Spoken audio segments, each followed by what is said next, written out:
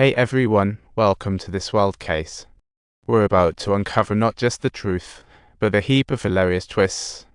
But hey, public security is basically family, and Zhu Yang doesn't want to rock the boat. But then things spun out of his control. Old Huang, who caught Dongxi, became famous, and his value soared.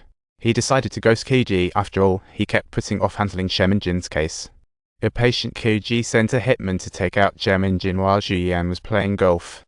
Zhu Yang witnessed it all, and the hitman just stared at him with a look that said, "You're next."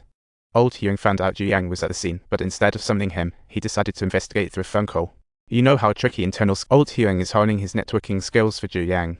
It reminds me of a good strategy. When dating, it's hard to find someone who meets your standards and makes your heart race just to hold hands, right?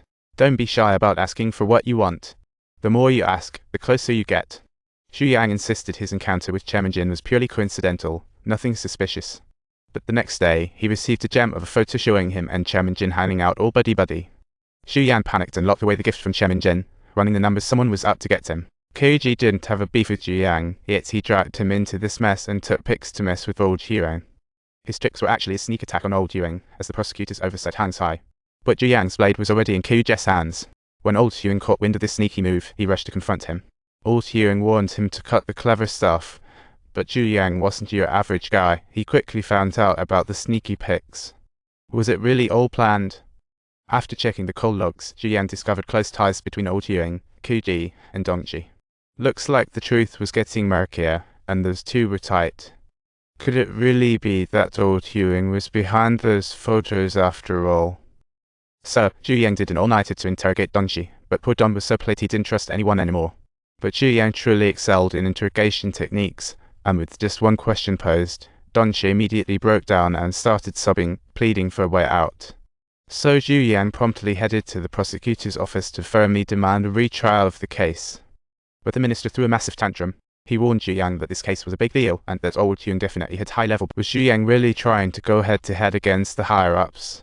But Zhu Yang came up with an idea and asked his journalist friend to question the killer's authenticity using the Rolex from Chairman Jin as payment. The journalist came through. The next day, they released a bombshell article accusing the police of breaking the law. This caused a stir that made waves everywhere. The deputy chief looked like he'd swallowed a lemon. Old Huang finally realized that the fallout from messing up was way worse than not catching the killer. After an intense struggle, Old Huang urgently called Keiji to send someone to handle Dongxi in jail. It'd be simpler. But Keiji played a slick move and recorded the call. That night, Keiji's guy got nabbed and ended up sharing a cell with Dongxi. By morning, the news was dire. Old Huang felt both relief and heaviness at the same time, and Dongxi's strange demise looked anything but suicide. With Dongxi gone, Zhu Yang thought, how am I supposed to deal with Old Huang now? At that moment, a cold-eyed killer in black leather was staring him down. Zhu Yang realized this was all Keiji and Old Huang's plan, but he couldn't sit it out, or Keiji would come after him with a double whammy. But Zhu Yang could still handle Old Huang's affairs. He dug into Huang's connections and uncovered his brother-in-law's bribery.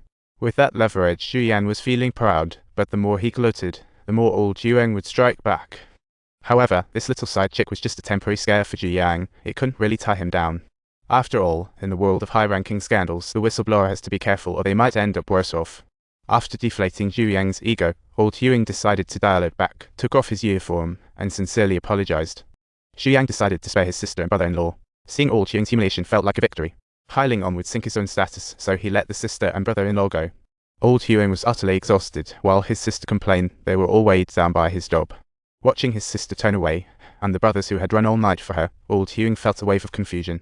He didn't know what he was protecting or losing, but once you start, there's no turning back. After everything, his wife came to claim the body. She didn't grasp the sorrow, and their young daughter didn't understand the loss. Old Huang felt a lump in his throat and, with a tight heart, quickly fished out a couple of bills from his pocket for Lamo to pass on to the kids. Thanks. Lately, Old Huang's been staring into space, losing it more often and looking more anxious than ever. After years of brotherhood, Lamo sensed something was off with Old Huang but kept it to himself, following him quietly.